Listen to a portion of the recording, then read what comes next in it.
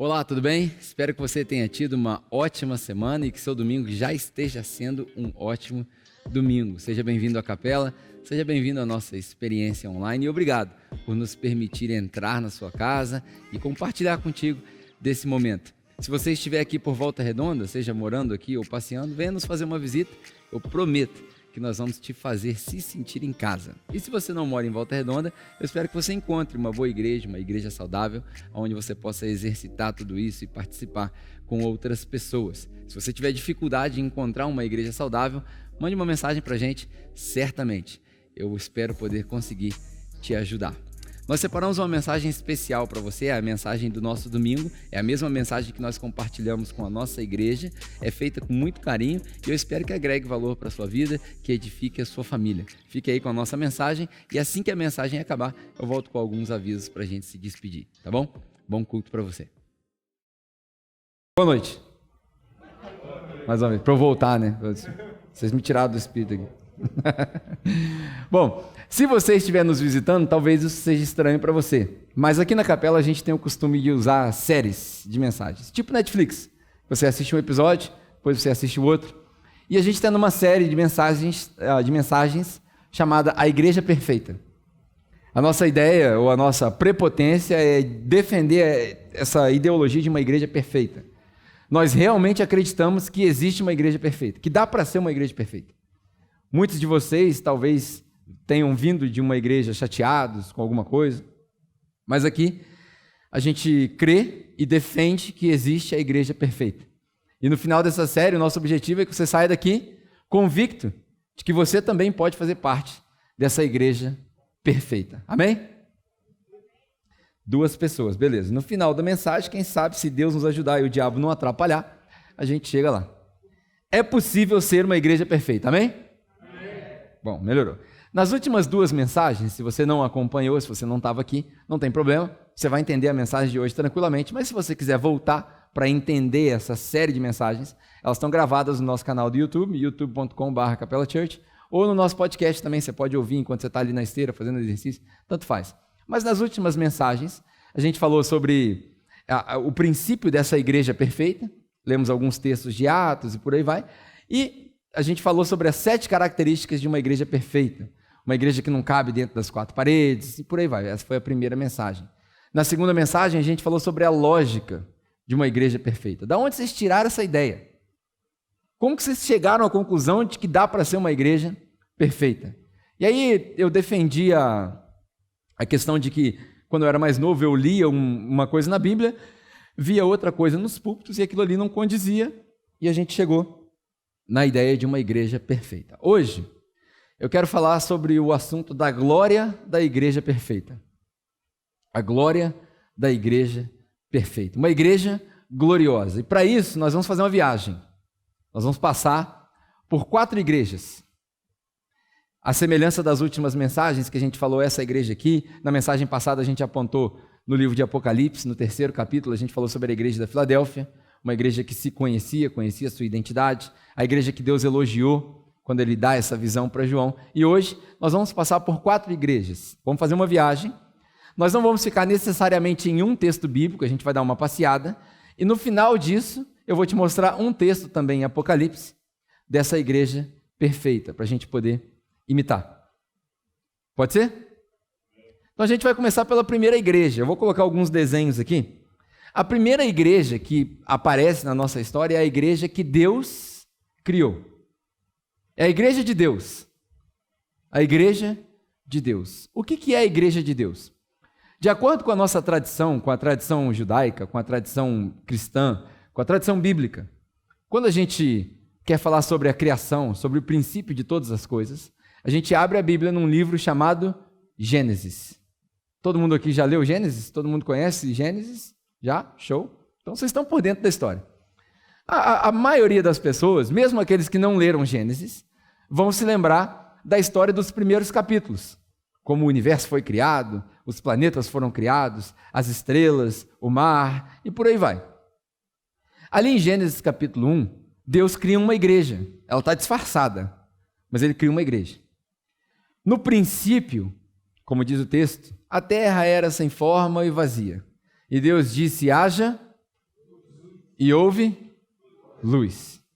Isso é um padrão da criação. Deus fala, as coisas acontecem. Deus fala, as coisas acontecem. Parece que a palavra falada de Deus é o motor da criação. Ali, durante esse relato de Gênesis, no capítulo 1, no capítulo 2 e até o capítulo 3, na história da criação, a gente vê Deus criando os céus, criando o mar, criando as estrelas, criou os céus e as estrelas. É a música, né? Tudo ele fez, tudo criou, tudo formou para o seu louvor. Só que quando chega no final da história da criação, a gente vê uma atitude diferente. Até então, era Deus disse e houve. Deus disse, haja luz, houve luz. Deus disse, crie-se os animais, criou-se os animais. Deus disse, faça isso, aconteceu. No final dessa história, a conversa muda. E aí a gente vê escrito no texto a seguinte frase. Então ele disse, façamos, ou vamos fazer, no plural. É como se Deus estivesse tendo uma conversa. Com quem eu não sei. Com o Espírito Santo, com Jesus, com os anjos, ninguém sabe. Isso é uma linguagem poética, talvez filosófica, ninguém sabe. Mas fato é que, de acordo com o relato que a gente tem, ali começa uma conversa diferente. O trabalho da criação toma uma forma diferente. E aí ele diz, vamos fazer o homem à nossa imagem e semelhança. Vamos fazer um homem igual a gente. E aí ele cria o homem do barro, segundo a nossa tradição, e faz com o homem algo que ele não fez com nada na criação, nem com as estrelas, nem com o sol, nem com os átomos, nem com os animais, nem com os peixes, nem com os insetos, embora eu tenha as minhas dúvidas se Deus criou mesmo a barata, mas isso aí é conversa para um outro dia. Mas ele não fez nada, ele só fez isso com o homem, com a humanidade. Logo após a criação, ele sopra no homem o sopro da vida, e nós recebemos o Espírito de Deus. Ali, o texto diz que, a partir daquele momento, a criatura de Deus passa a ser, o que o texto diz, alma vivente, ou ser vivente. Nós recebemos o Espírito de Deus. A única diferença entre nós e todo o resto da criação é que dentro de nós, pelo menos de acordo com o que está escrito aqui, mora o Espírito de Deus. Essa é a criação da primeira igreja. Porque a gente usa o termo igreja errado. A gente usa o termo igreja como um simples prédio, mas essa é a criação da primeira igreja. A primeira igreja, a igreja de Deus, que está lá em Gênesis, no capítulo 1, é uma igreja que quando Deus cria, ele cria um corpo para o seu espírito. É por isso que a gente vê a analogia da igreja como um corpo. É por isso que Paulo fala que nem todo mundo é mão, nem todo mundo é pé, nós somos um corpo. E assim, bem ajustados, totalmente firmados, não é assim? É uma música, certo ou não? É uma canção. E além de ser um corpo, olha só que interessante, Deus criou um corpo para o seu espírito, mas na mesma música, logo depois dessa estrofe, fala que nós somos uma família. Ali em Gênesis, no primeiro capítulo, a gente vê Deus criando um corpo para o seu espírito e uma família para o seu único filho. O texto mais famoso da Bíblia que a gente conhece é João, capítulo 3, versículo 16. Quem sabe aqui de cor? João 3,16. Porque Deus amou o mundo, que deu o seu filho. Seu filho o quê? Unigênito. De acordo também com a nossa tradição, em João, no capítulo 1, um pouquinho antes desse texto que a gente acabou de ler, a gente entende que Jesus, ele é eterno. Jesus sempre existiu. Jesus não foi criado. Ele foi apenas manifesto aqui na Terra naquele tempo, que era o tempo certo. Mas Jesus era eterno. Como que você explica isso, Pedro? Jesus é eterno, Jesus é filho de Deus, mas também é Deus. Infelizmente, eu não tenho explicação para isso. Até posso tentar, mas na verdade não vai te convencer. Isso é uma questão de fé. Mas nessa história, nessa tradição nossa, Jesus é eterno.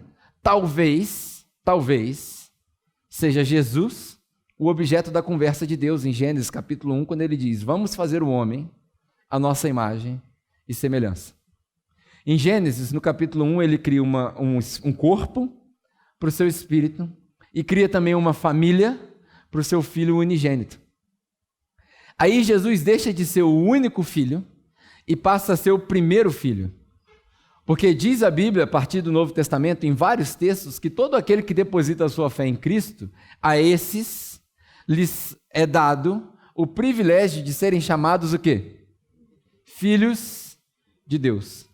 Agora nós não somos mais criaturas de Deus, meramente criaturas de Deus. Nós somos filhos de Deus, filhos do Deus Altíssimo.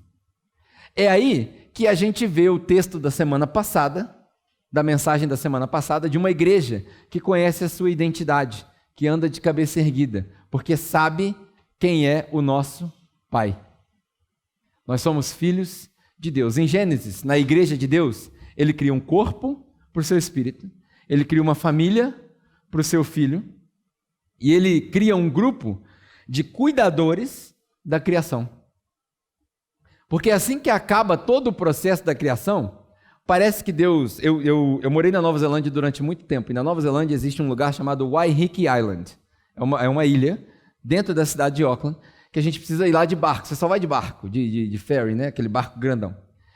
E é uma ilha linda, assim, paradisíaca. Não existe lugar mais bonito na face da terra do que Waiheke Island. Certa vez eu e Naline pegamos o ferry e chegamos lá, alugamos uma motinha e fomos dar uma volta em Waiheke Island. A gente chegou num determinado ponto, no topo de uma montanha, que era reto, é um negócio assim, inexplicável. Uma montanha, um dia eu vou trazer uma foto para vocês verem. E a gente sentou num banquinho, parece que colocaram esse banquinho ali de propósito, em cima de uma pedra. A gente sentou no banquinho, tipo aquelas cenas do Morgan Freeman quando ele é Deus. A gente sentou no banquinho, a gente ficou observando o mar batendo na pedra, o vento com aquela temperatura de Auckland que é peculiar, não tem igual no mundo, as flores em volta dessa montanha com aquela vegetação única que não existe em lugar nenhum do mundo. E aí eu virei para a Naline e falei assim, Naline, eu não sei se Deus estava em outro lugar quando acabou a criação, mas se ele estava na terra, no 7º dia, quando ele descansou, ele sentou aqui. Ele sentou aqui, olhou para isso e falou assim, tudo que eu fiz é muito bom. Porque a visão era fantástica. A igreja, quando ele termina o processo da criação, ele vira para o homem e fala assim, tudo isso aí que você está vendo, todas as árvores, todos os animais, todo o sistema, é para você cuidar. Infelizmente, parece que nós não entendemos essa mensagem. E aí a gente joga lixo no chão, a gente usa carros que poluem a natureza, a gente não recicla, a gente desperdiça comida. De manhã eu citei aqui um caso que a minha esposa está numa jornada de utilizar o mínimo de fraldas possível com a minha filha. Não sei se vocês viram minha filha, essa menina pequenininha que vai passando aqui, que ela já é pentecostal desde natureza, né? Antes de começar o culto, ela ajoelha aqui no púlpito aqui, e aí ela já começa a se consagrar, né? Enfim, ela é a Isabel. E a minha esposa está no processo de usar o mínimo de fraldas o possível com ela. Aí eu falei, Naline, por que você está nessa miserabilidade aí, minha filha? Você está economizando fralda? Pô, 40 centavos, 50 centavos, R$1, né? Deus abençoou a gente, vamos comprar fralda, pelo amor de Deus. Ela falou assim, não estou pensando no dinheiro não, cara. Eu estou pensando na poluição que a gente causa, porque para onde vai essa fralda? Aonde a gente joga essa fralda? Aonde a gente joga o óleo sujo? Aonde a gente joga as garrafas PETs? E aí eu fiquei pensando, realmente a gente não tem onde jogar. Deve ter alguns lugares do nosso mundo que é tudo lixo. Um dia isso aí vai voltar para nós. De manhã eu citei uma probabilidade, eu falei, a gente podia jogar isso aí no espaço, né? Que aí o espaço, na gravidade, ele vai indo embora, ele não volta mais. Até um dia que eu descobri que, de acordo com os cientistas, o espaço está em constante expansão, mas um dia ele vai voltar. E aí, se esse lixo todo que a gente jogar lá, seja lá quantos anos isso vai demorar, ele vai voltar para nós. Então também não é uma solução. A gente criou uma sociedade que não cuida do que Deus fez. A gente destrói o que Deus fez.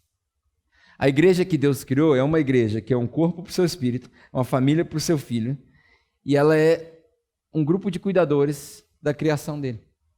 Eu não sei se você pensa nessas coisas, de manhã é sempre mais espontâneo, né? Mas eu estou lembrando da história que quando eu compartilhei de manhã, o pessoal abriu o olho desse tamanho. Eu não sei se você pensa nessas coisas, mas você sabe que o planeta Terra é um planeta minúsculo, certo ou não? Todo mundo aqui é inteligente, é um planeta minúsculo, uma bolinha de água, que está dentro de um sistema solar, nem sei quantos planetas tem no nosso sistema solar, deve ter 8, 9, 10, sei lá, que são todos minúsculos também, que giram em torno de uma estrela, que é o Sol, uma estrela de quinta grandeza. Acertei, professores aí, é isso? Ninguém sabe também, vocês não estão estudando nada, mas enfim, uma estrela de quinta grandeza, que tem luz própria, calor próprio, e aí nesse sistema solar, eu não sei se você sabia disso, mas o nosso sistema solar, ele é como um pontinho preto numa imensidão de coisas que a gente chama de Via Láctea. a nossa galáxia, que inclusive é uma chuva de meteoros constante, numa órbita constante, na qual nós estamos inseridos. E pela graça e misericórdia desse Deus que nós cremos, não fomos atingidos ainda, depois dos dinossauros, se é que aquilo lá foi um choque meteórico. Para piorar, a nossa galáxia, ela é uma dentre bilhões de galáxias. Eu, nas minhas paranoias, vocês já estão vendo que eu sou meio louco mesmo falar disso na pregação, nas minhas paranoias eu fico pensando, se um dia a gente conseguisse estabelecer uma comunicação com extraterrestres, ETs. Cara, a gente tem Star Wars, Guerra nas Estrelas. Você acha mesmo que esses caras... Não é só maconha e cocaína que esses caras cheiram para fazer um filme desse? Esses caras têm que ter essa ideia de algum lugar. Sei lá se é da área 51 dos Estados Unidos, mas enfim, estou saindo do tópico, não é isso que eu quero dizer. O que eu quero dizer é o seguinte, se um dia a gente entrar em contato com extraterrestres e eles chegarem aqui na Terra, pelo menos o que eu entendo da criação, do que está escrito na Bíblia, é que Deus criou essa igreja para ser um reflexo dele para a criação inteira, porque foi Deus que criou também até os extraterrestres, se é que eles existem. Porque a criação veio dele, o Big Bang é só um pedaço da criação. Se um dia os extraterrestres chegarem aqui e perguntarem para a gente, nossa, que planeta fantástico, o que é isso aí que vocês chamam desse negócio cristalino aí? Isso é água, querido. É a mesma coisa que está dentro do corpo de vocês? Então, o que é isso aqui? A vegetação tem peixe dentro da água, mas ele não respira igual você, mas ele respira do mesmo jeito, porque ele tem oxigênio, mas ele filtra a água. Cara, que coisa maluca, o que é isso? Aí a gente vira para os ETs e fala assim, isso é Deus. Aí a gente vai converter os ETs. Tipo, você quer aceitar Jesus? Levanta o braço, mas ele não tem braço, ele tem cauda, isso, sei lá. Sabe? Essa é a ideia da igreja que Deus criou. Porque a igreja que Deus criou é para refletir a glória de Deus para toda a criação, inclusive os extraterrestres. Em nenhum lugar você vai ouvir uma pregação que fala de extraterrestres, tá? Só aqui na capela. Só aqui. Mas enfim, essa é a igreja de Deus. A segunda igreja é a igreja de Jesus. Seria óbvio a gente falar da igreja de Jesus. Nas últimas mensagens a gente já falou sobre a igreja de Jesus. Ela está descrita no livro de Atos, por exemplo, na sua Bíblia, em várias passagens. Vou citar algumas aqui, você pode anotar se você quiser, ou você pode assistir a mensagem de novo. Atos capítulo 1, uma igreja poderosa, o poder do Espírito Santo desce sobre a igreja e eles são testemunhas de Jesus. Atos capítulo 2, um retrato da igreja perfeita, quando eles compartilham tudo que eles têm, se dedicam aos ensinamentos dos apóstolos, se dedicam a orar juntos, e aquilo ali é o retrato da igreja. Atos capítulo 3, o testemunho de Pedro, audácia, ousadia em obedecer a Deus e não aos homens. Atos capítulo 4, José se desfaz de um terreno e ali mais uma vez um retrato da igreja perfeita, quando as pessoas não têm nada como posse sua, mas dividem tudo que têm. Atos capítulo 5, exemplo de obediência, Safira e Ananias tentam dar a volta em Deus e Deus prova para eles que ele ainda está no controle. Amém? Qualquer semelhança com o nosso dia a dia é mera coincidência. E aí você vê Atos capítulo 6, a história, um pouco mais de desenvolvimento da história de Pedro ali com a igreja. Atos capítulo 7, o primeiro martírio da igreja, quando Estevão está disposto a entregar sua vida e ao ser apedrejado em nome de Jesus, ele declara, eu vejo a sua glória.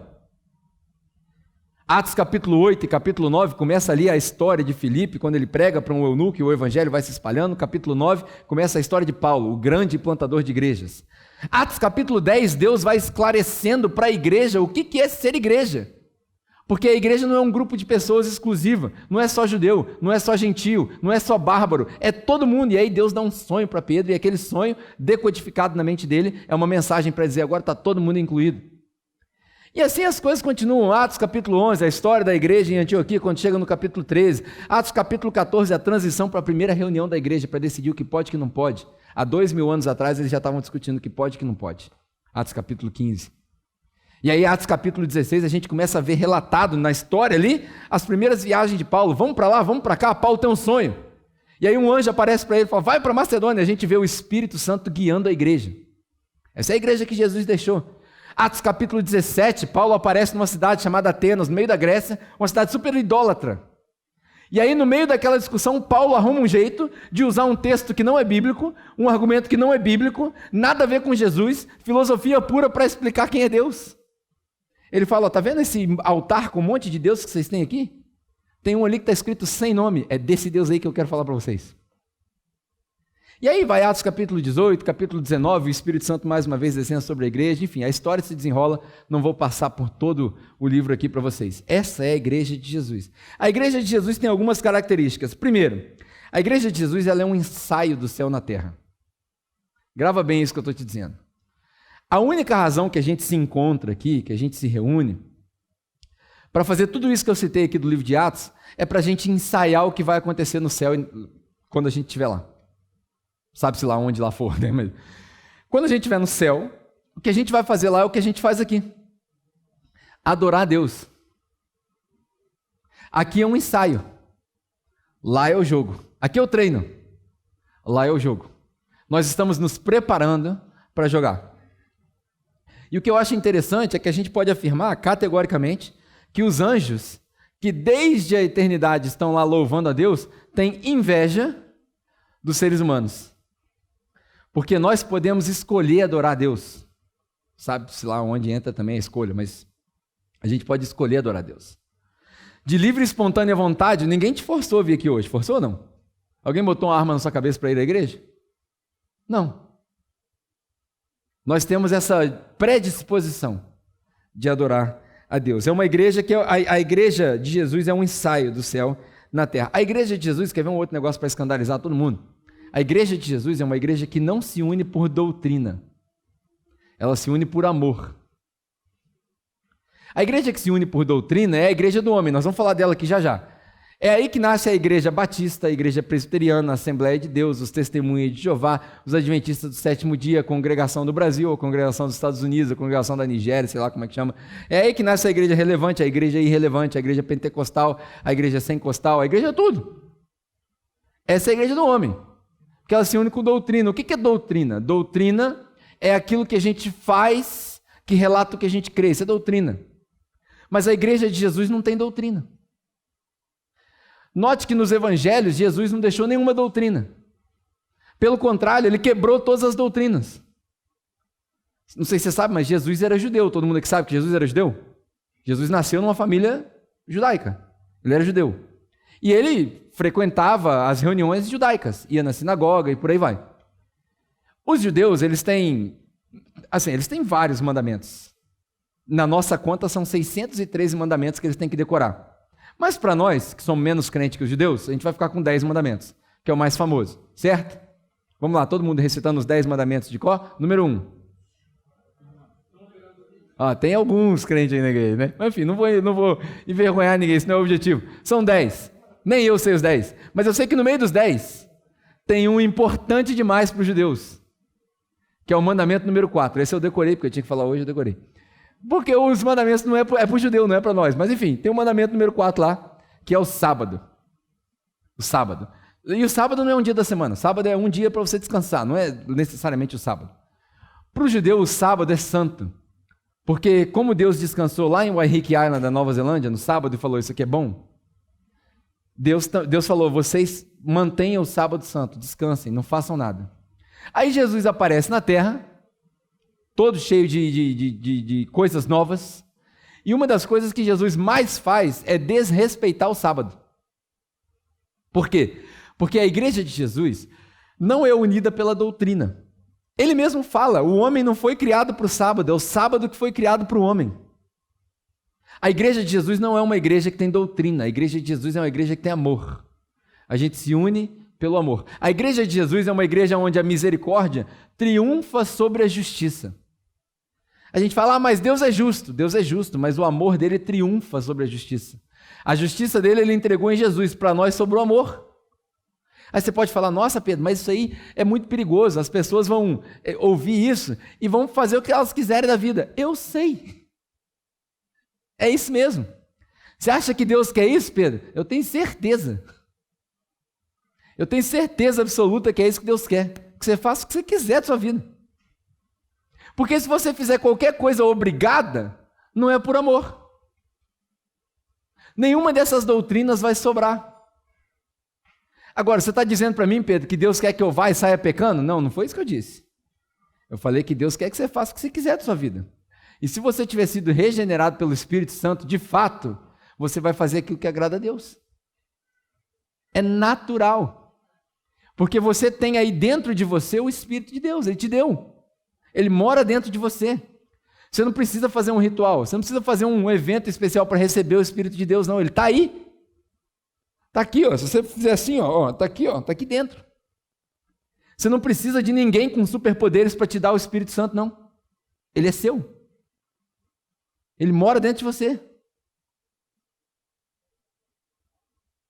Tough crowd. A igreja de Jesus é uma igreja que é consciente da identidade dela. A gente viu isso aqui na semana passada. É uma igreja que sabe de onde veio. É uma igreja que conhece a sua origem. E por último, é uma igreja que é ativa na missão. A igreja de Jesus é ativa, ela não é passiva. Ela se envolve. Na semana passada, eu falei aqui que a igreja de Jesus é uma igreja que tem portas abertas sobre ela, que significa que tem oportunidade de pregar o evangelho onde nenhuma outra igreja tem. Essa é a igreja de Jesus, a igreja perfeita. E isso eu tirei do livro de Apocalipse, no capítulo 3, quando a gente leu do versículo 7 até o versículo 13. Essa igreja com portas abertas, com oportunidade de pregar o evangelho onde a igreja não vai, essa é a igreja que Jesus quer. E aí uma das nossas amigas chegou para mim e falou assim, cara, você estava pregando e eu só conseguia pensar numa pessoa que trabalha comigo. E não é que na segunda-feira, agora não me lembro se foi segunda-feira, terça-feira, mas durante a semana, essa pessoa que eu pensava durante a mensagem veio falar comigo, um cara de 2 metros de altura, e ela, uma menina, e veio falar comigo, o cara começou a se abrir, começou a apresentar as dificuldades dele, quando eu menos percebi, ele estava chorando. E aquilo ali era a minha oportunidade, porque ele falou para mim assim, por que Deus permite, eu acho que foi isso, por que Deus permite essas coisas? E aquilo ali era a oportunidade de eu falar de Jesus para aquela pessoa. Gente, a igreja perfeita não é uma igreja que prega o evangelho aqui. Aqui a gente comemora o evangelho, mas é uma igreja que prega o evangelho lá, no seu trabalho, na escola, em casa, que dá testemunho. Essa é a igreja perfeita. A gente não precisa de pregar aqui. Ninguém aqui precisa ser lembrado que Jesus morreu na cruz para perdoar seus pecados. Precisa? Você já sabe disso. A ideia é que a gente consiga alcançar as pessoas lá fora com essa mensagem. Essa é a igreja de Jesus. E aí a terceira igreja que eu falei aqui que a gente ia citar é a igreja do homem. A igreja do homem. Que não é de tudo ruim. Vamos dizer que a igreja do homem ela é 80% ruim e 20% boa. Essa é a igreja do homem. Tem coisa boa na igreja. Essa aqui, ó, isso aqui. Vamos ser sinceros. Se você vem aqui, se você volta, é porque você gosta. Certo? Amém ou não? Só para testar aqui o nível de satisfação da galera, né? Pode fazer pesquisa de opinião. Se você vem, é porque você gosta. A menos que você seja masoquista. Vou lá ouvir. Já tem umas igrejas de masoquista, já viu? O pessoal vai na igreja e sai comemorando que o pastor bateu doído. Igreja maluca é essa, gente? Nossa, hoje o pastor bateu doído, que benção. Eu falei, você é doido? Gosta de apanhar, minha filha? Tá maluco? Eu não quero ninguém me batendo, não. Aí, se você vem, é porque você gosta. Essa é a igreja do homem. É boa. É bom, é legal. É legal, a gente pintou, olha só, pintou a parede, tá legal, tá de preto, tem umas luzes diferentes. É aconchegante. Tem um sofá para você sentar. Quando a gente começa a cantar junto, não é legal? Eu gosto de cantar. Embora eu cante tudo desafinado, mas eu gosto de cantar. Eu gosto de atrapalhar os outros com a minha desafinação. Quando tá do lado ali, eu começo a cantar desafinado, a pessoa vai vindo, aí eu fico morrendo de rir aqui dentro. Fala, pegou meu tom. Vocês fazem isso também, não? Dentro da igreja? Não, né? Só eu que estou perdido mesmo. Enfim, eu gosto de fazer essas coisas. Eu lembro que na nossa igreja tinha um cara chamado Tiago, ele só fazia a segunda voz. Ninguém conseguia cantar a primeira voz, porque a voz dele era estridente, então todo mundo entrava na segunda voz, quando a gente estava perdido na música. Isso é maneiraço. Eu acho isso maneiraço. Só eu que tenho essas paranoias malucas. Mas essa é a igreja do homem. A gente se une. Não é legal? Por exemplo, não é legal quando você vai jogar futebol com os amigos? Você não libera lá a adrenalina, oxitocina, você está lá junto com todo mundo, isso é legal. Isso aqui é comunhão. Isso é bom. Essa é a parte boa da igreja do homem. A igreja do homem tem dessas coisas. Mas a igreja do homem tem muita coisa ruim. Ela é muito limitada. Por exemplo, vou te dar algumas coisas aqui só para você entender. A igreja do homem está no Antigo Testamento e no Novo Testamento. No Antigo Testamento ela se chama sinagoga. No Novo Testamento, erroneamente, a gente chama ela de igreja. Nunca foi a intenção de Deus chamar isso de igreja. Nós é que criamos esse nome igreja para isso, para esse prédio. Isso aqui é um prédio, uma reunião, um clube. Legal até. Um clube que edifica a gente. Mas é um clube. A igreja somos eu e você juntos, Pode ser aqui, pode ser na praça, pode ser no shopping, pode ser em casa. Sabia que você pode ser igreja em casa? Sabia disso? Amém ou não? Nossa, amém ou não é muito ruim, né? Amém ou não é muita Assembleia de Deus. Amém ou não amém é muita Assembleia de Deus. Muito. Eu gosto da Assembleia de Deus, né? Mas lembra a Assembleia de Deus? Quem é que veio da Assembleia de Deus? É porque o pessoal vai achar que eu não gosto da Assembleia de Deus. Não, eu amo a Assembleia de Deus, cara. Ó. Assembleia de Deus é fantástico. Misturar então a Assembleia de Deus e Batista e, cara, fantástico. Tinha um amigo meu que falava que eu sou o primeiro batisbleano da história. Uma mistura de batista com assembleano. Mas enfim, isso tem nada a ver com a mensagem. A igreja do homem está no Antigo e está no Novo Testamento. É chamada de sinagoga e de igreja. Mas olha só, a igreja do homem, ela é sociológica e não é teológica. Você pode perceber que a gente não está preocupado com assuntos teológicos aqui. Muito difícil a gente falar de assuntos teológicos aqui. Vamos fazer um teste. Você sabe o que é união hipostática? Não, né? Sabe qual a diferença vai fazer para você saber o que é isso? Nenhuma. Isso é coisa que a gente discute em teologia. Mas não faz diferença nenhuma para nós no dia a dia. Por quê? Porque a igreja do homem, ela é sociológica. Ela está preocupada com a comunhão, ela está preocupada com as amizades, ela está preocupada em acolher as pessoas. Ela não é teológica. Quer ver outra coisa? A igreja do homem, ela é prática.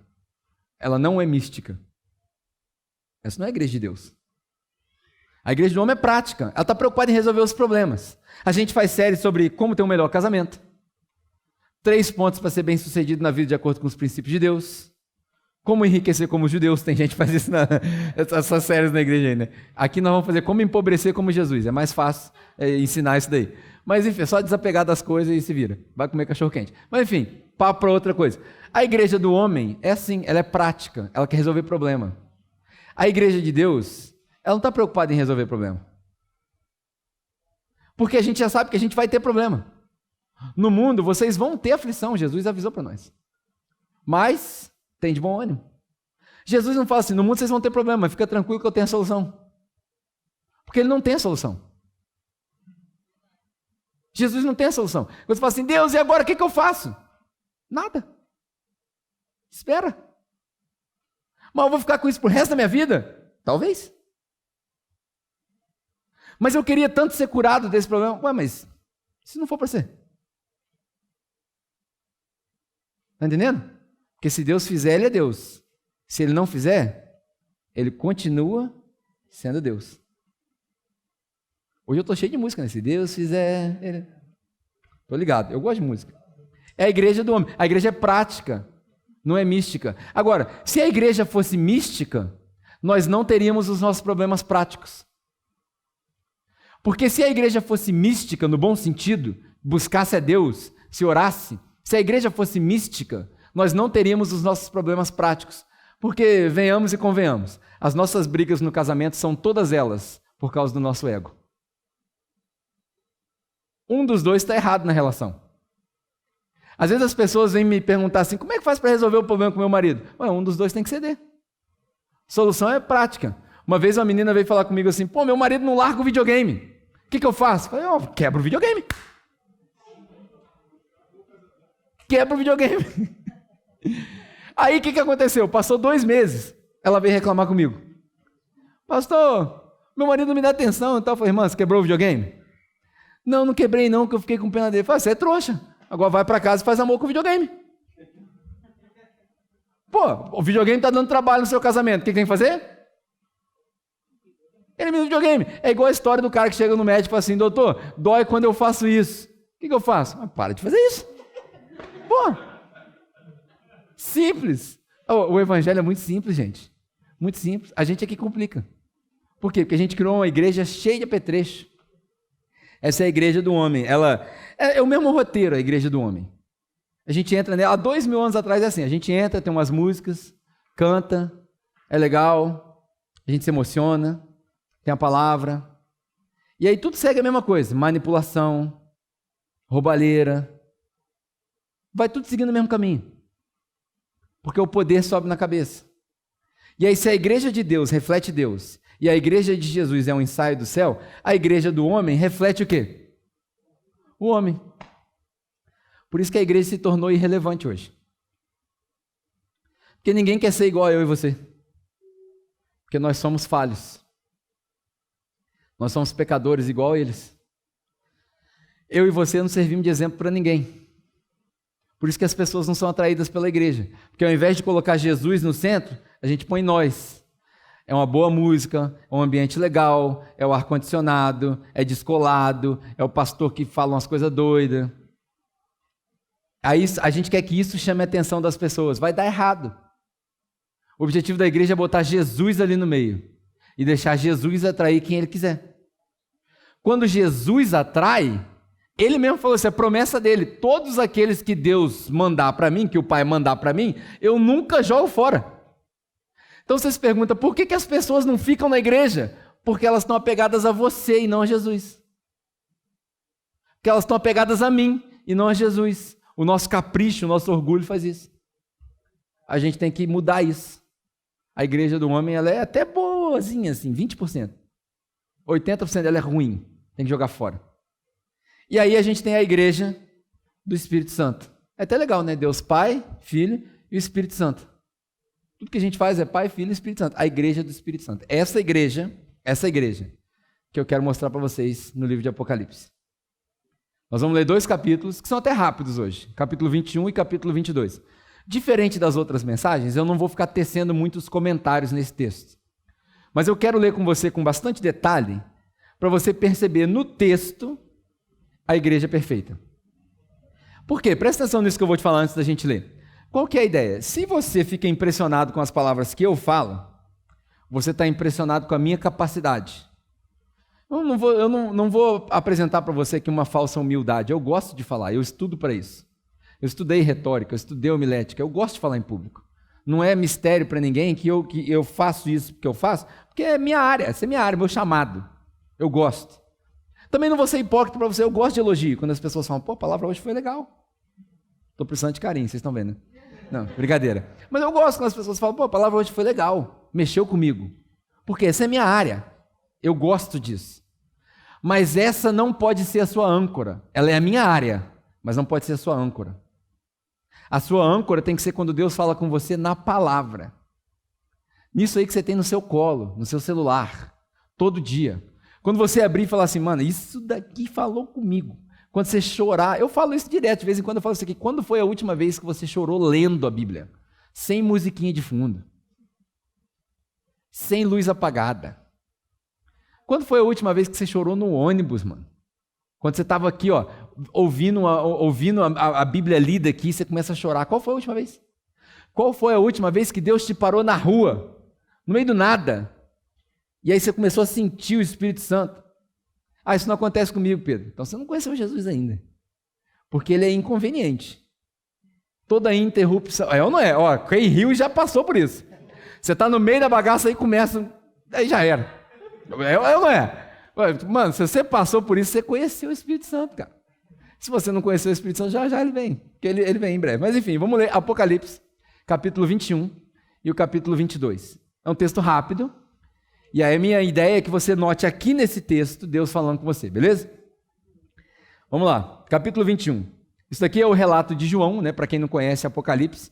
O começo de Apocalipse é uma visão das igrejas daquele tempo, que serve para nós.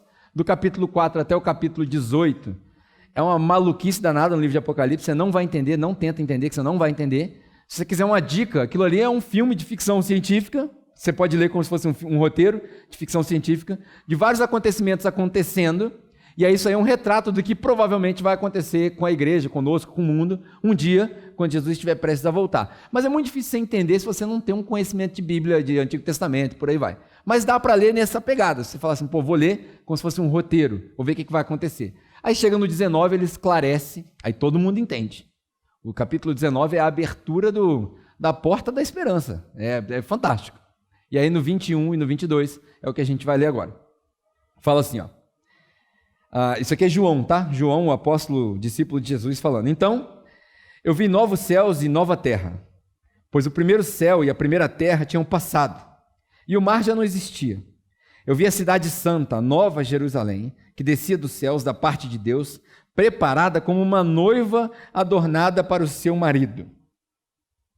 Sabe quando você vai no casamento, que você vê a noiva e você fala assim, nossa, ela está linda. Isso é a igreja preparada para Jesus. Linda. Eu ouvi uma forte voz que vinha do trono e dizia: agora Deus habita com os homens. Era uma voz de alguém dizendo: agora Deus habita com os homens. Agora Deus mora com os homens, com os quais ele viverá, e eles serão o seu povo. O próprio Deus estará com eles, e ele será o seu Deus. Ele enxugará dos seus olhos toda lágrima. Não haverá mais morte, não haverá mais tristeza, não haverá mais choro, nem dor, pois a antiga ordem já passou. Olha que interessante, a ordem natural das coisas não cabe na igreja do Espírito Santo. Na igreja do Espírito Santo, a igreja perfeita, a igreja do céu, não tem dor, não tem choro. O fundamento da vida humana, que eu já falei aqui, a vida humana é sofrimento. A vida humana se resume na alegria do nascimento e na morte do falecimento. É isso. A vida humana é isso, é um ciclo. Todo mundo vai morrer. A vida do ser humano é sofrer, é dor.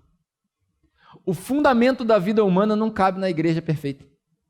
Porque lá não tem mais choro, não tem mais dor, não tem mais tristeza. É isso. Essa é a igreja que a gente espera. Essa é a igreja que a gente anseia. É essa igreja que nós estamos esperando Jesus vir buscar. É isso que eu quero. É isso que você deveria querer. E ele acrescentou: a ordem das coisas antigas já passou. Aquele que estava sentado no trono, Jesus, ou o próprio Deus, a gente não sabe, estou fazendo novas todas as coisas, ele disse. E acrescentou: escreva isso, pois essas palavras são verdadeiras e dignas de confiança. E ele me disse ainda: está consumado. Alguém aqui lembra de quem falou isso uma vez? Quem? Jesus. E aí Deus, ou o próprio Jesus, a gente não sabe, diz: está consumado. Eu sou o alfa e o ômega, o princípio e o fim. A quem tiver sede, eu darei de beber gratuitamente da fonte da água da vida. O vencedor herdará tudo isso, e eu serei o seu Deus, e ele será meu filho. Mas os covardes, os incrédulos, os depravados, os assassinos, que cometem imoralidade sexual, os que praticam feitiçaria, os idólatras e todos os mentirosos, o lugar deles será no lago de fogo, que arde com enxofre. Esta é a segunda morte. Um dos 7 anjos, e aqui vem uma simbologia do número 7, também do número 12, já, tudo isso é simbólico, mas é bonito de ler. Quando você lê, você fala: uau, que igreja. Aí ele diz assim: um dos 7 anjos, que segurava as 7 taças, cheia das últimas 7 pragas, é o que aconteceu do capítulo 4 até o capítulo 18, se aproximou e me disse: venha, e eu te mostrarei a noiva, a esposa do Cordeiro. O que eu acho interessante é que João já está vendo um cenário que já é fantástico. Aí o anjo chega para ele e fala assim: você não viu nada ainda, meu querido? Você não viu nada? Vem comigo que eu vou te mostrar a igreja. Só eu que fico alegre com isso? Não é possível, cara. Vem comigo que eu vou te mostrar a esposa do Cordeiro. Vem comigo que eu vou te mostrar a noiva, a nova Jerusalém. Aí ele vai, pega na mão do anjo, né? Segura na mão de Deus. Segura. Ele me levou no espírito a um grande e alto monte, por isso que Jesus fala que nós somos uma cidade no monte. E me mostrou a cidade santa, Jerusalém, que descia dos céus da parte de Deus. Ela resplandecia com a glória de Deus, e o seu brilho era como o brilho de uma joia muito preciosa, como a jaspe, clara como cristal. Tinha um grande e alto muro com 12 portas e 12 anjos junto às portas. Nas portas estavam escritos os nomes das 12 tribos de Israel. Havia 3 portas no oriente, 3 no norte, 3 no sul e 3 no ocidente. E o muro da cidade tinha 12 fundamentos, e neles estavam os nomes dos 12 apóstolos de Cristo. Meu Deus. É uma visão interessante, eu não sei você, mas eu começo a imaginar assim: que cidade é essa, né? E o anjo falava comigo, o anjo que falava comigo tinha uma medida, uma vara feita de ouro, para medir a cidade. E aí ele mediu a cidade, os seus muros, a cidade era quadrangular, de comprimento e largura iguais. Ele mediu a cidade com a vara e tinha 2.200 quilômetros, era uma cidade relativamente grande. 2.200 quilômetros. E a largura e a altura eram iguais ao comprimento. Isso daqui é irrelevante para nós, isso aqui é só uma figura de linguagem. Ele mediu um muro, e o muro deu 65 metros de espessura. Que muro, hein? Que muro. Se Jericó era grosso, imagina isso daqui. Segunda medida humana que o anjo estava usando. O muro era feito de jaspe, a cidade era de ouro puro, semelhante ao vidro puro. Os fundamentos dos muros da cidade eram ornamentados com toda sorte de pedras preciosas. Pega essa coleção de pedra. Eu não sei se você conhece tudo, mas acompanha comigo, é importante você ler isso daqui. O primeiro fundamento era ornamentado com jaspe, o segundo com safira, o terceiro calcedônia, o quarto com esmeralda, o quinto com sardônio, o sexto com sárdio, o sétimo com crisólito, o oitavo com berilo, o nono com topázio, o 10º com crisópraso, o 11º com jacinto e o 12º com a ametista. Eu não faço nem ideia de que nenhuma pedra que é essa aqui. Nunca vi na vida, mas deve ser um negócio fantástico. Deve ser uma coleção fantástica. Aí, para melhorar a foto, olha isso.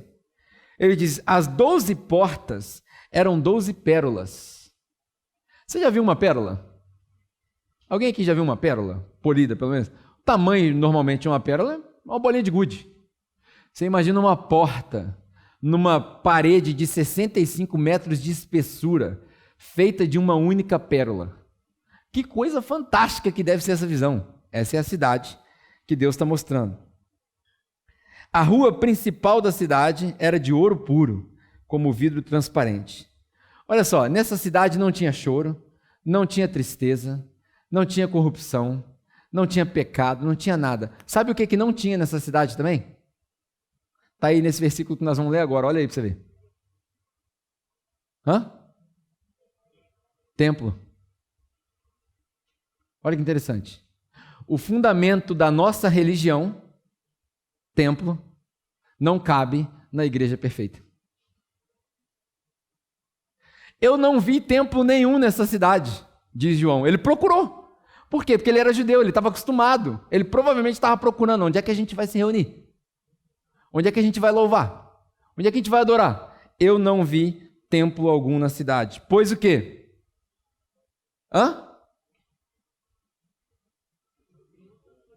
O Senhor Todo-Poderoso era o próprio templo. Ele era o próprio templo. A cidade não precisava de sol nem de lua para brilhar sobre ela, pois a glória de Deus a iluminava. O Cordeiro é a sua candeia. As nações andarão em sua luz. Os reis da terra lhe trarão sua glória. Suas portas jamais se fecharão de dia, pois ali não haverá noite. A glória... Eu não sei como é que o povo vai dormir, né? Agora, um negócio que me complicou aqui. Se minha filha me perguntar isso aqui, eu não vou saber responder, não. Enfim, esses problemas a gente resolve depois. A glória e a honra das nações lhe serão trazidas. Nela jamais entrará algo impuro, nem ninguém que pratique o que é vergonhoso ou enganoso, mas unicamente aqueles cujos nomes estão escritos no livro da vida do Cordeiro. Só para acabar, estou acabando já. Aí ele diz assim, então, não satisfeito, ele diz o seguinte, então o anjo, capítulo 22, o anjo me mostrou o rio da água da vida que, claro como cristal, fluía do trono de Deus e do Cordeiro no meio da rua principal da cidade. Existe um rio, Senhor. Conhece a música? Que flui do seu grande amor. Águas que... Pô, vocês não são crentes não, gente. Vocês não conhecem a música da Aline Barros? Eu sei, não. Quem é? Diante do trono. É isso aí.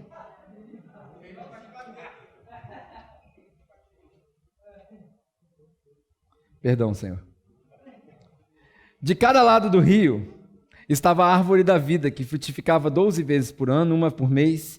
As folhas da árvore servem para a cura das nações. Já não haverá maldição nenhuma. O trono de Deus e o Cordeiro estará na cidade, e os seus servos o servirão. Eles verão a sua face, e o seu nome estará na testa deles. Não haverá mais noite. Eles não precisarão de luz de candeia, nem de luz do sol, pois o Senhor Deus iluminará eles, e reinarão para todos sempre. E o anjo me disse, essas palavras são dignas de confiança e verdadeiras. O Senhor, o Deus dos espíritos dos profetas, enviou o seu anjo para mostrar aos seus servos as coisas que em breve hão de acontecer. Essa é a hora que você fala, glória a Deus. Essa é a igreja perfeita. Não tem tristeza, não tem choro, não tem doença, não tem morte, não tem templo. A igreja perfeita não tem templo. E agora, Pedro? O que a gente faz nesse tempo presente? Como é que a gente resolve esse problema? Destrói o nosso, então? Sejamos incoerentes e vamos jogar no chão aquilo que a gente construiu? Não. Porque, como eu disse para vocês, a igreja do homem ela é 20% boa. Ela tem seu propósito. A ideia é essa. Que a gente consiga unir a igreja de Deus, a de Jesus, a nossa também. Porque nós somos co-criadores com Deus. A gente vai criando as coisas. E algumas coisas que a gente faz é boa. Algumas. A maioria é ruim. Mas algumas coisas são boas. Junto com a igreja do Espírito Santo. Quando a gente conseguir juntar essas 4, nesse espaço que nós chamamos de igreja, nesse tempo que a gente chama de hoje, com esse povo que nós chamamos de nós, aí nós seremos a igreja perfeita. Tá, Pedro, legal, fantástico sua mensagem, saí daqui inspirado, mas eu quero saber como. Eu já entendi o que é para fazer. Eu já entendi que é para ser uma igreja que conhece a minha identidade, que anda de cabeça erguida, que demonstra o poder de Deus, que vê milagres e maravilhas, que os sinais de Deus acontecem, que as pessoas são curadas, que os casamentos são restaurados, que as pessoas são salvas. Eu já entendi que é uma igreja que não cabe nas 4 paredes, que é uma igreja que às vezes é inconveniente, que é uma igreja que é firmada na palavra. Eu já entendi que essa igreja reflete Deus. Eu já entendi que Jesus criou essa igreja para que seja um ensaio do céu na terra. Já entendi tudo isso. Tá, e agora? Como que faz? Aí a gente precisa fazer um negócio que Jesus fez com a gente. Chama redenção. Redenção. O que é redenção? É trazer de volta o valor daquilo que perdeu valor. Eu e você não valíamos nada. Alguns de nós continuam não valendo nada, né? Mas eu e você não valíamos nada. Aí Jesus olha para nós, que não valíamos nada, e se coloca no nosso lugar, morre pelos nossos pecados e traz de volta o valor da vida que nós temos para Deus. Agora, nós valemos tudo, porque Deus entregou o seu Filho para que todo aquele que nele crê não morra, mas tenha vida eterna. Então, nós deixamos de ser sem valor e passamos a ser mais valiosos do que todas essas pedras da fundação da cidade de Jerusalém. Isso se chama redenção. Jesus redimiu a nossa vida para transformar aquilo que era inútil em útil. Se você não está tendo utilidade para o reino, é porque talvez você não tenha sido redimido ainda. Todo cristão tem que ser útil. Útil para o reino de Deus. Propagar a mensagem, amar o próximo, servir de ombro, compaixão, misericórdia, desapego, pagar a conta do outro, amar o próximo. Todo cristão tem que. Se tem alguma coisa que tem que acontecer, é isso. Isso é a única coisa crucial, amar o próximo de tal maneira que você se entregue para ele antes de resolver as suas necessidades. Nós que éramos inúteis, somos redimidos e passamos a ser úteis. Isso a gente vai fazer com a igreja. A igreja hoje é inútil. Inútil. Você vem para cá à toa. Isso aqui é inútil. Se destruir isso aqui, não vai fazer a menor diferença. Por isso que Jesus falou sobre o templo. Vocês demoraram tudo de tempo para construir esse templo. Tudo de tempo para construir esse templo. Derruba que em 3 dias eu levanto. Jesus não falava do templo físico. Jesus falava do seu próprio corpo, que ele ia ressuscitar. Eu digo para vocês, vocês podem destruir isso aqui tudo. Não vai fazer a menor diferença. Nós vamos continuar pregando o evangelho, nós vamos continuar alcançando as pessoas, Jesus vai continuar sendo glorificado. Porque isso aqui é a igreja do homem. E a igreja do homem não prevalece. A igreja que prevalece é a igreja do Espírito Santo. É essa que é descrita em Apocalipse. Nós queremos ser a igreja do Espírito Santo. Para isso, a gente precisa redimir esse espaço. Esse espaço aqui que é inútil, precisa servir para alguma coisa. Como a sua vida era inútil e serve para o reino, isso daqui que era inútil tem que servir para alguma coisa. Se for obra social, que seja obra social. Se for para reunir um monte de gente para falar de Jesus, que seja, mas tem que servir para alguma coisa. E tem que ser bem utilizado. Não é só mal utilizado. A igreja é o prédio mais inútil da história da humanidade, porque a gente paga um aluguel carérrimo para usar domingo. Ninguém pagaria um aluguel carérrimo para morar na casa um dia por semana. É o que a gente faz. Então isso aqui tem que ser útil. Segunda-feira tem que ter projeto social, isso aqui tem que estar cheio de cesta básica para descer a favela inteira aqui e vir pegar comida. Na terça-feira tem que ter um monte de projeto social, tem que ter futebol aqui dentro para quebrar as lâmpadas. Na quarta-feira tem que ter jiu-jitsu, judô, taekwondo, capoeira, o que tiver aqui dentro, para ficar um CC danado aqui dentro. Aquela molecada, todo mundo suado aqui. Na quinta-feira tem que ter aula de teatro, aula de inglês, aula de filosofia, fazer a criançada pensar, trazer os adultos, educação para os adultos, transformação na sociedade. Na sexta-feira nós temos que fazer sopão aqui para trazer os mendigos tudo da rua. Vamos buscar os mendigos lá na vila. Vamos orar para Deus trazer gente rica para poder doar um ônibus para a igreja, que eu não vou dirigir, porque senão vou matar os outros na rua, para poder ir buscar os mendigos para fazer sopão dentro da igreja. Nós estamos acostumados a fazer sopão e levar o sopão lá na rua. Não, irmãos. Isso aí é desculpa de quem quer tirar foto enquanto faz obra social. Nós temos que trazer as pessoas que moram na rua para dentro da igreja, para dormir dentro da igreja. Para se tornar útil. Porque qual sentido faz eu levar sopa para um cara que dorme na rua, ele come a sopa e dorme no chão? Não faz sentido. É melhor eu não dar sopa e dar um colchão. Aqui, ó, dorme aqui, irmão, aqui dentro. Não dá para você ficar durante o dia, que tem outra atividade, tem capoeiros, os moleques vão bicar sua costela aí na hora que você estiver dormindo. Não pode entrar álcool. Não pode entrar álcool, tem que ter regra. Não pode, senão vocês vão ficar bêbados aqui dentro, vocês vão começar a se bater aqui dentro. Mas isso daqui é para isso. Por que não tem mendigo dormindo dentro da igreja? Porque a gente está operando a igreja dos homens.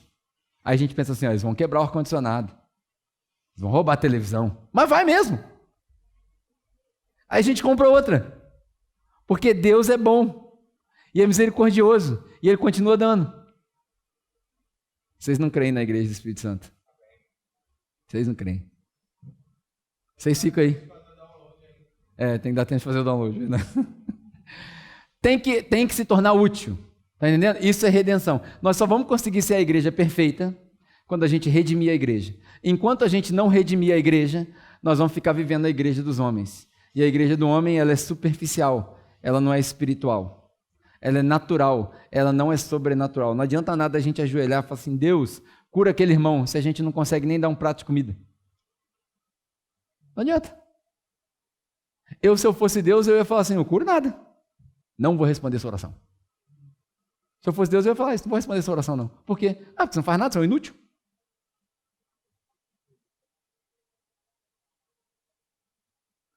Deus responde minha oração por causa das coisas que eu faço? Não.